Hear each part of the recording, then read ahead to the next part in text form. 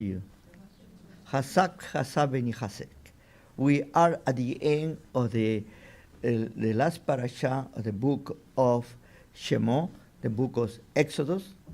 And let me do a little bit of recapitulating to think how we started and where we are right now.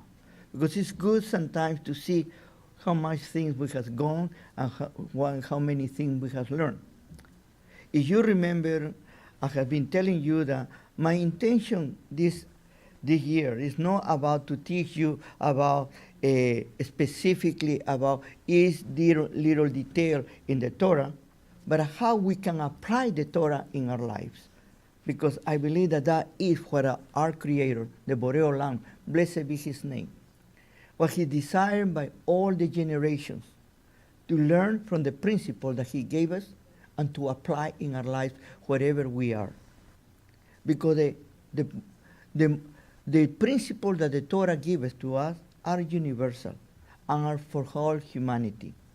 You know, of course, that certain things are particular and certain things are for the time period that was given for reasons that they needed to be given.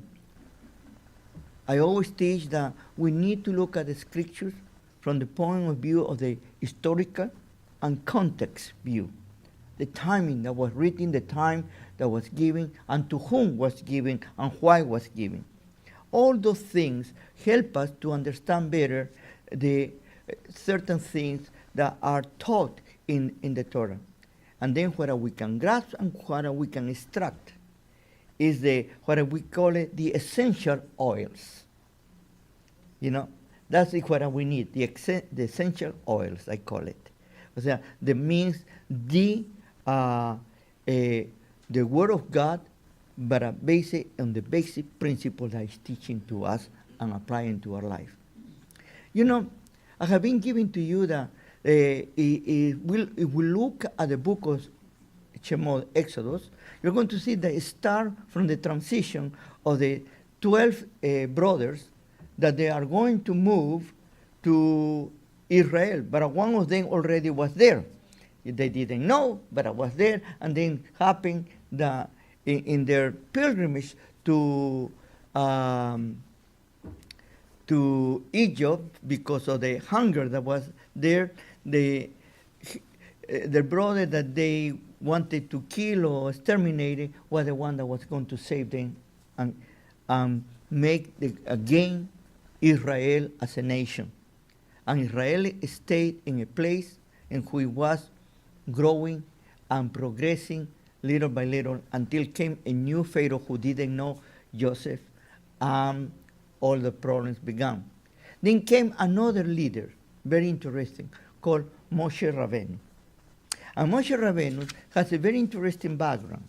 You know, he was saved by the circumstances, and this moment, the Creator was always behind this situation, but he was saved and he went to the court of the Egyptians. And he was instructed by the best. And he grew up as a blue blood, even that he was not. And then when he learned that he was not an Egyptian, he went back to check for his people, and he got an encounter. He trying to protect his people, and then that backfired, and his own people betrayed him, and he needed to flee and go to the desert.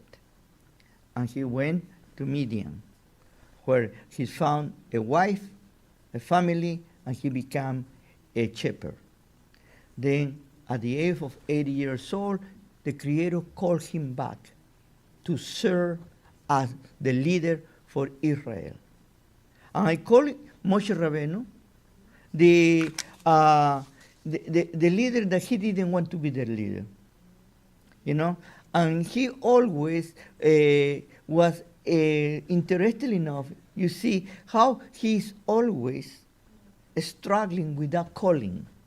Not only struggling, but even he has his discussions with the Creator. Do this now, but I cannot do it. Call somebody else. I don't know. I don't talk. I am not like that. Everybody asks why the Creator put his eyes on Moshe Rabbeinu. Because this is what we are going to be at the end. We are going to see of this parasha. You know, I always say that each one of us, we are valuable in the eyes of the Creator. We are all his creation.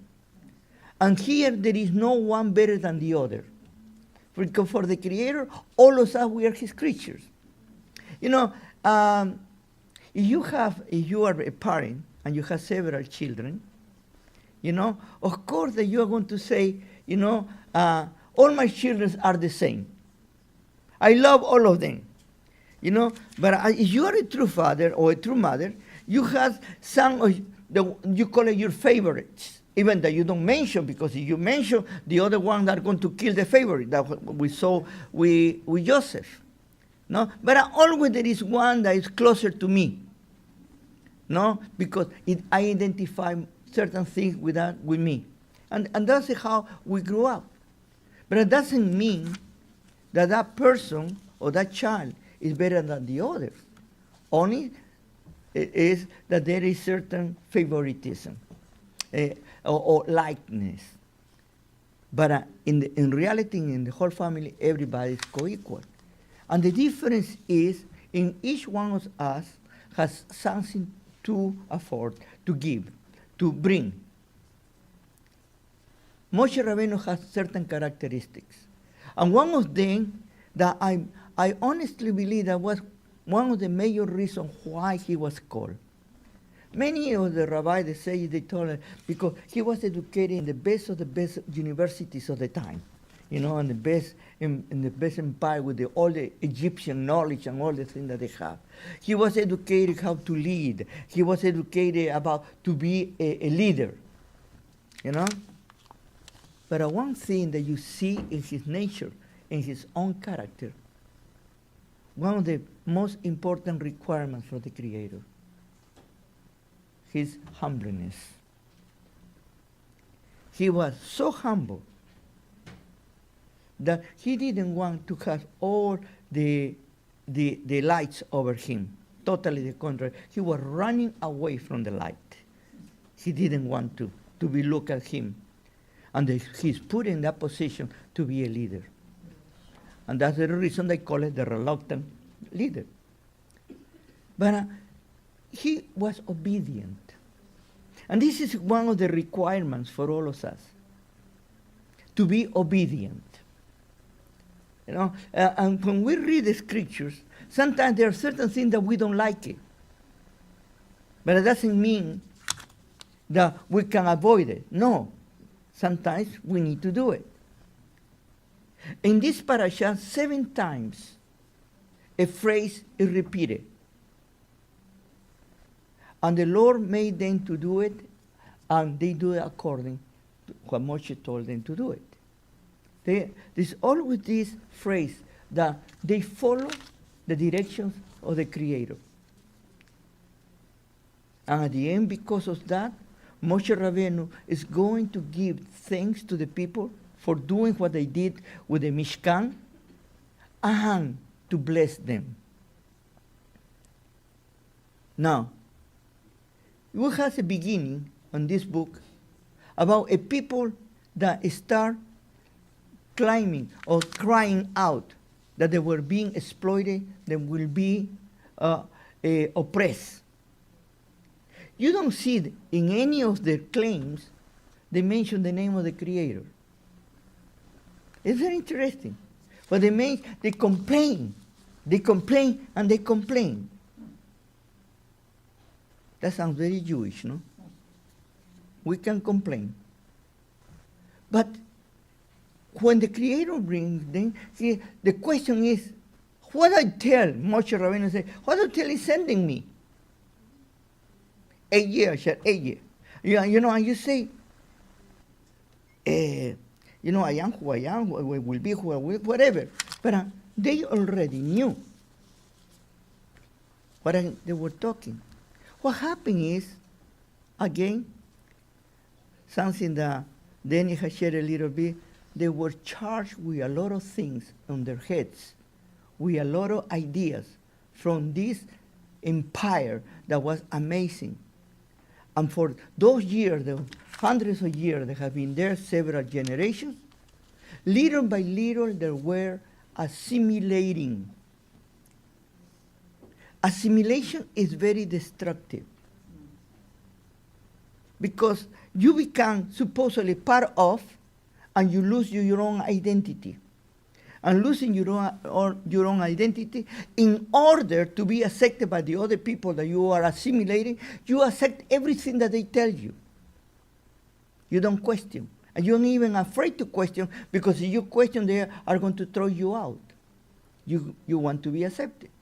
I have seen so many people coming to Canada, and they become more Canadian than the Canadians.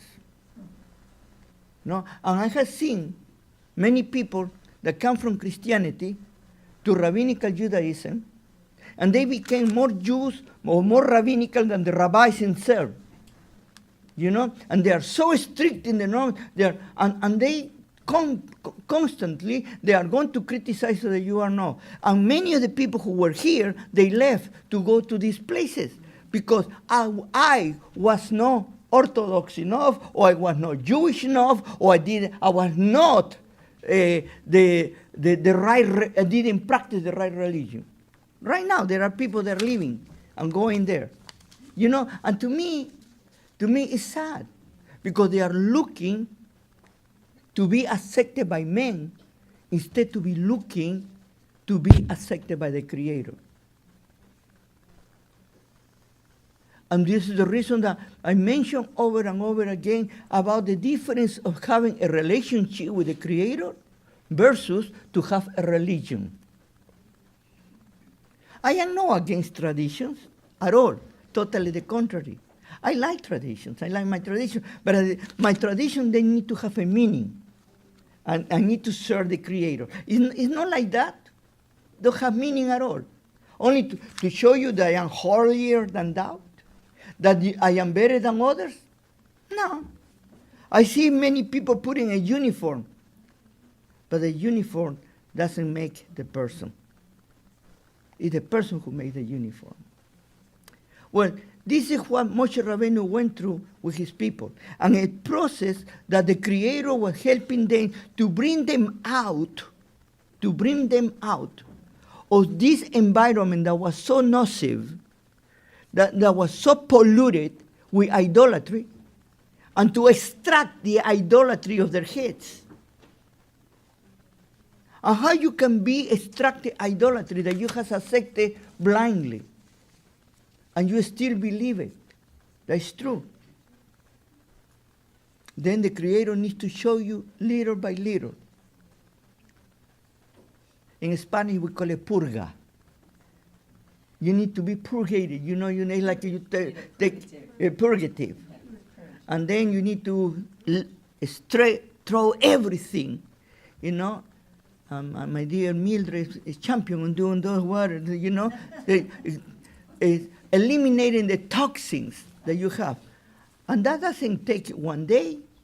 Sometimes it takes all your life.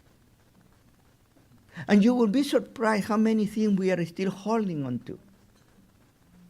Not long ago, somebody sent a website to ask me if this website is good or not. And this person looked like very Jewish and is talking everything, and at the end put certain things. You already, by the description, you know where they are coming from. When you talk about the second coming, where is the second coming come? You don't need to be a rocket scientist to know where they come, even if they don't mention that name. No?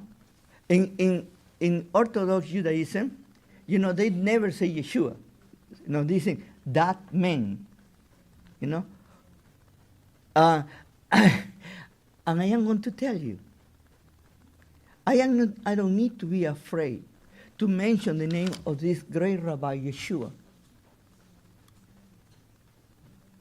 And there is a rabbi, Shmuley Boteach, who wrote a book about the kosher Yeshua. And he received more problems from his people than from the Christians. Because who are you? You're confusing the people. And we have a principle in Judaism, it's called Lashon Ra. Lashon Hara. And we need to be careful when we talk bad about somebody else. And this is why this book of Shemot is helping us to understand that the Creator spent a lot of time with his people to try to win them out of idolatry, adultery with God, changing the truth for what it was false. And we saw with the Egel Sahab, the Egel Sahab with the golden calf, and how the Creator is giving us the beautiful Mishkan, the picture, to focus ourselves on Him. And the glue for that, I put it, is the Shabbat. This Shabbat. To put us together, to make it cohesive, to make us together as community. These are principles of the Torah. Not about how much those things we need to repeat.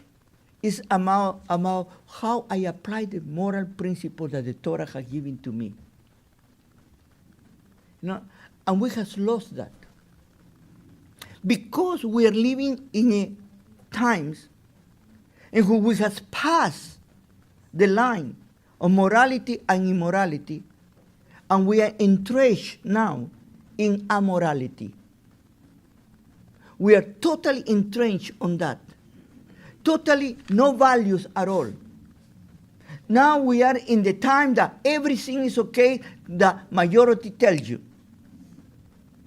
If you belong to any minority group and you tell one of your values, they assault you, they try to destroy you, they try to stop you, and you cannot talk about it.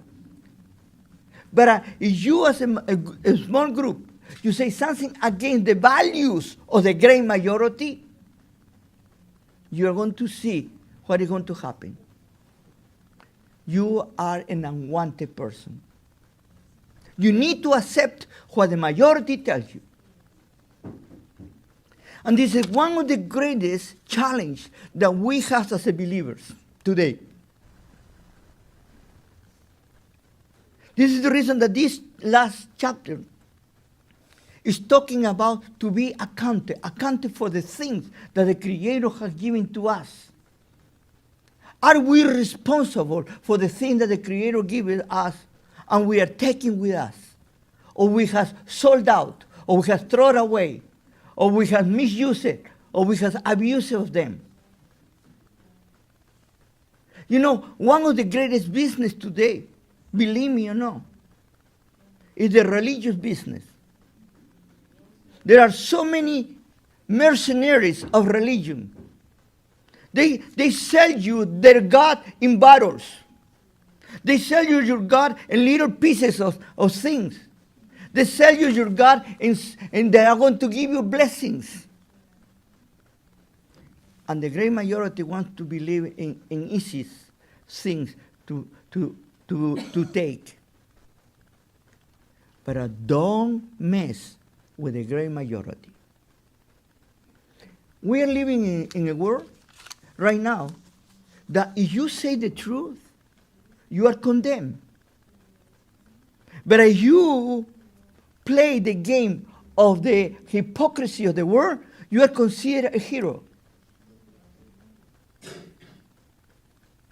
And this is why it's so important to know who do we follow and who do we believe in. There are many religions. Today we can say the market of religion is really vast. And it's open for anybody to buy whatever they want to. How many people have seen that they buy religion because they want to buy a status? I won't ever forget one family that came here to our congregation. He was Jewish and she was a convert. And the reason that he came here was because he was looking for a job and he wanted to make certain contacts. And then he came to me after 3 weeks that he came here and he said, in this community, everybody is poor. There is no money. I don't need to be here. That's what he told me. And now they are part of a bigger community. This is why. This is the religion, are people that are mercenaries. They don't care what to believe. They care what they can get. And Pekudei is totally the opposite. Moshe Rabbeinu, as the leader, is giving all these materials. And every material you're going to read here is accounted. From gold, from silver, from copper, everything is accounted. All the type of textiles, all the type of the different leathers or whatever we call it, skins, everything is accounted. They didn't take more. They didn't misuse it. Everything was unknown. Because they even told the people, don't bring any more, because we had exactly what we need. And then I say to bring the Torah to us, putting together all this book together. Our sages say that the Creator in the first instant was not wanted to make an Ohel Moed, a tent of meeting, or a Mishkan, because he was going to be among his people all the time. But because of the Egel Sahab, the golden calf, he needed to make the Mishkan as a covering of the sin of the people, and also as a focus point. In that way, they could constantly look at it, and not to look at the other side that they could mesmerize and lose perspective of the true God. Today, we don't have a Mishkan. There are people that they would like to build the third temple, they call it. Like the temple is essential.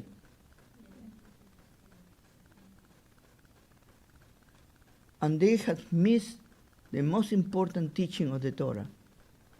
Each one of us,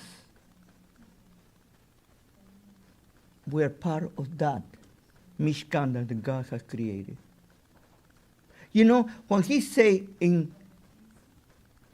Shemot 25:8, build me a place in which I'm going to dwell, because I'm going to dwell in them.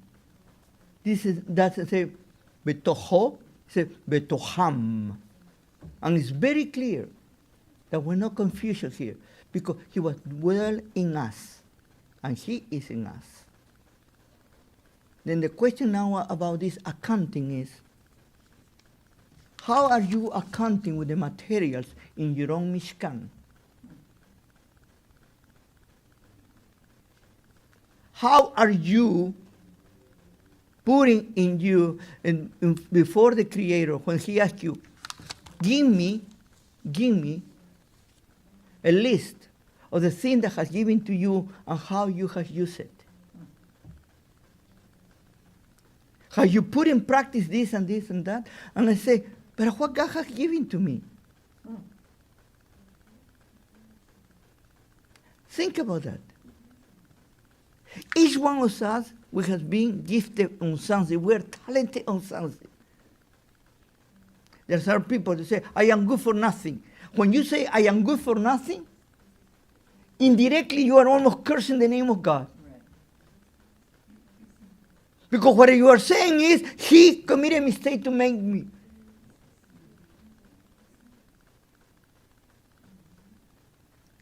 Then, please tell me, what are the things that you are counted to do your own Mishkan, that you have fulfilled the calling, and you did according to what the Creator made? How would you, this phrase is repeated over and over again. And it says here, Kol asher siva Adonai et Moshe. Verse 22 and the other verses, 7 times I repeated this phrase. Kol asher siva.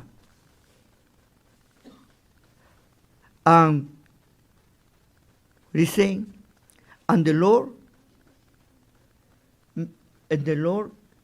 what ordained to Moshe to do, he did it.